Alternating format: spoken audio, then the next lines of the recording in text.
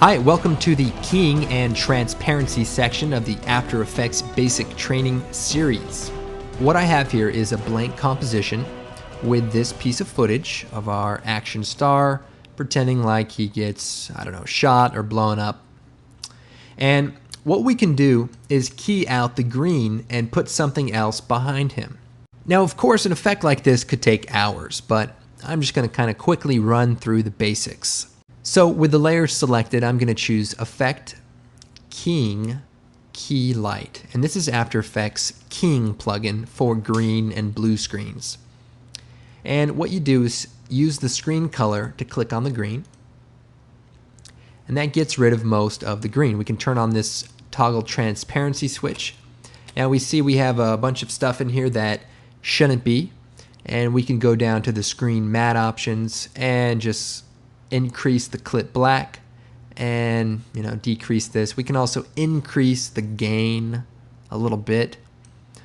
Anyway, you can actually check out a more advanced tutorial on this at videocopilot.net, but as you can see, this plugin will key out green or blue. Now, we do have another problem, is this stuff in the background. So to get rid of that, we're going to use a mask. And a mask is basically a cookie cutter. So if I shut off the Key Light plugin for a second, I'm going to come up to our tool palette. I'm going to take the pen tool, and I'm just going to draw a shape.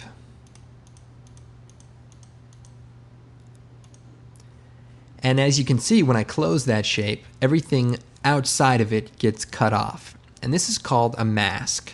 Now, if I toggle down the layer properties, we now have a mask added. And we can look at it, and there are a few properties to this mask. Now, first of all, there is the mask path, and that is the shape that we can then adjust and move around. We also have feathering, which can be increased to soften the edges of the selection. This doesn't necessarily have to be used with green screen. You can use this to make a photo montage or a video montage and soften the edges of your pictures. Just try to think of the possibilities with these masks. There's also the opacity and the expansion. So the expansion will kind of grow the bounds or shrink them if you would like that. Now, these parameters have a stopwatch, which means they are keyframeable. So I could set the keyframe for the mask path, move forward a bit, and take the selection tool and just adjust these mask points. Then if I play this back, you can see those points kind of adjust.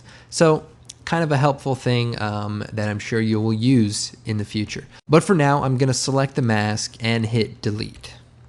Now, what I want to use the mask for is to get rid of some of this background stuff in our helper right here on the side. So if I turn key light back on, I can take the pen tool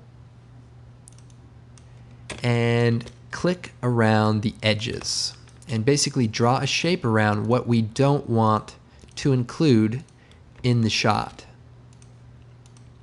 This is also called a garbage mask, and that basically cuts out everything that's not inside of this shape. Now, taking out the background is the first part of a shot like this. Now, we want to add something to the background. So if I go to my project window, go down to my Action Movie Essentials collection, and this is a collection of action stock footage that you can find at videocopilot.net, one of our products. And inside of here are some explosions.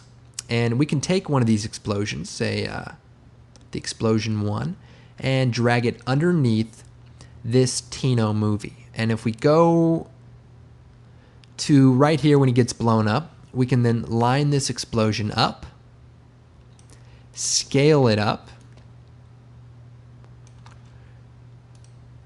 and so we've sort of created a basic composite of this explosion. Now, of course, we would want to finesse this and make it more impactful, but you get the basic idea of compositing. You have layers on top of other layers, and some of them have transparency, some of them don't. Other things I want to talk about is transparency. Here's our footage of our action star. Now, I'm going to go into another one of our products called Riot Gear. And Riot Gear is sort of organic stock footage, paint effects, and ink and things. And I'm going to go into our paint splatter effects. And I'm going to take our first paint splatter and just drag it out to our comp. And as you can see, it's basically paint kind of thrown onto the screen.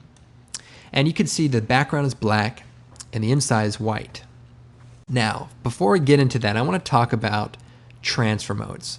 So if you're familiar with Photoshop, you're probably familiar with transfer modes. And transfer modes are basically different ways to blend with the layers beneath it. Now, if you hit F4 on the keyboard, that brings up the transfer modes. You can also click on the toggle switches button, and that'll bring up these if they're not already up. Now, we can change the transfer mode to multiply. And what that does is basically shows through anything that is white. Or you can change it to screen, which does the opposite of that. So all the black sort of gets keyed out, and now we have just the white. I recommend you kind of go through them and play with them and kind of see what they do exactly. But that's one way you can actually composite in After Effects. Now, it works even better if you're using, say, a texture. So if I shut the paint off for a second, I can go into our texture collection from Riot Gear, and I can take one of these textures and drag it onto our clip. In this case, it's this wall. Well, if I change the transfer mode to multiply, you see we sort of added a texture over our movie and only the dark stuff is showing through. Or screen will kind of show just the brighter areas. Overlay sort of does a mixture of both of those. Okay, now let's talk about a real important function called the track matte function. You can see it right here, and what the track matte function allows you to do is add transparency to a layer that doesn't already have a transparent track. So in this case, everything is opaque. There, if I turn on the transparency switch, we don't see anything. Now, if I go into my Riot Gear effects, and let's go to my ink drops. And if I take my first ink drop and drag it out, you see this is basically a clip of ink being dropped into a fish tank, basically. And it's perfectly matted, so we have black in the background and white in the foreground. Now, what we can do with this Tino layer is set the track matte so that it uses this layer, the layer directly above it, as the transparency source. So, with the Tino layer selected, you hit F4, this brings up the track matte option. You can also toggle it like I showed you earlier. And what I can do is change the track matte from nothing to Luma Matte Drop 1. And what that does, if I turn on my transparency switch, is anything that is black is transparent and anything that is white shows through. Now, I can go into this drop layer, choose Effect, Color Correction, Curves, and I can brighten it, just blow it out really bright. See, like that? Then if I shut the layer off, you'll see that my footage beneath it shows through a lot clearer, and that's because semi-transparent stuff sort of see-through. Now, of course, I can scale this layer up as well, and that'll show through more of our character. I can also go to my Tino layer and invert the matte so that we sort of cut out everything but this layer. Now, for this shot, it's probably better if we use something else instead of this green screen footage. So I'm going to go to my images, and I'm going to replace the cloud footage with this Tino layer. Now, here's a great tip. If you select a layer in the timeline, you can replace it by grabbing something else, holding down Alt, and dropping it right on top of it. And you'll see it basically replaces it.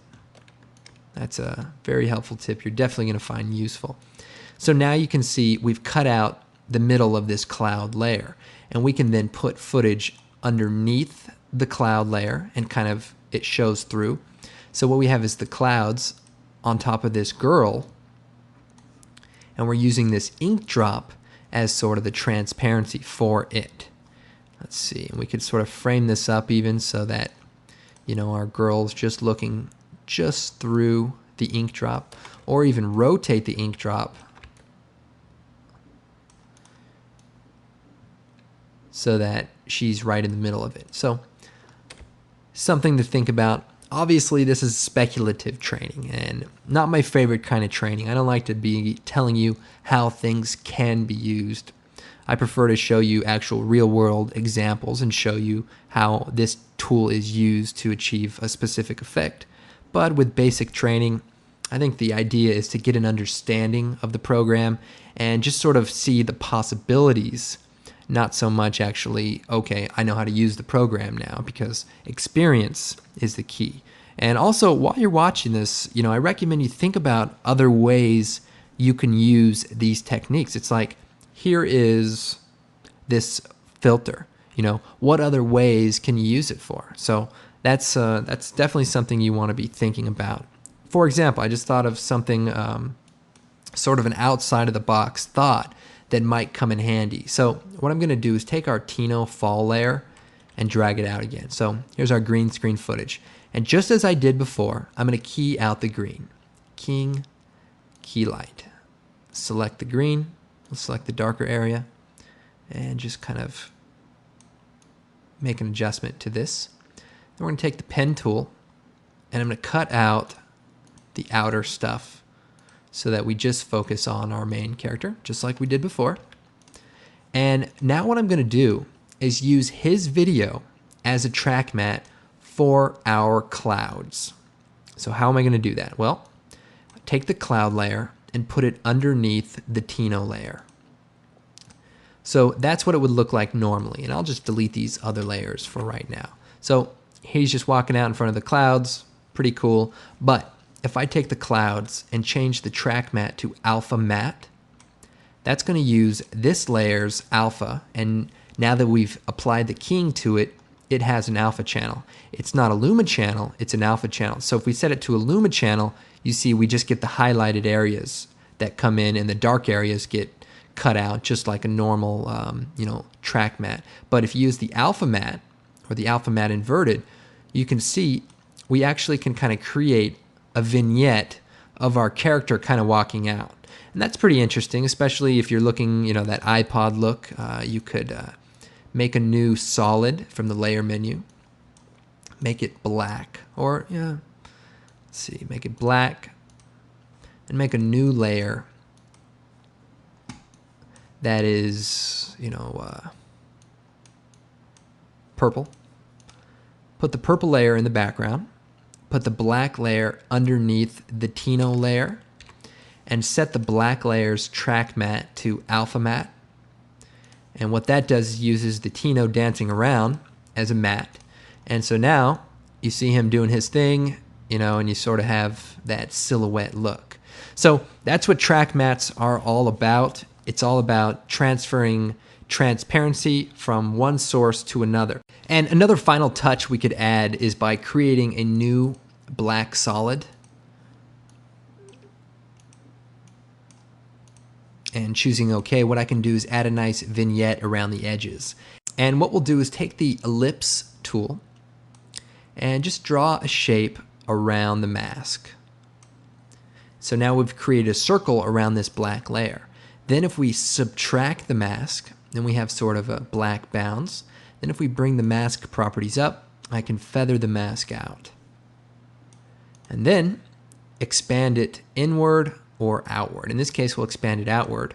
And so now we have sort of a nice soft edge around the outside of this file, and that looks pretty good. We have a little extra stuff here, and again, I'm just demonstrating things, but you can clean that up using some of the functions in the keying options. So please check out some of the more advanced tutorials at videocopilot.net.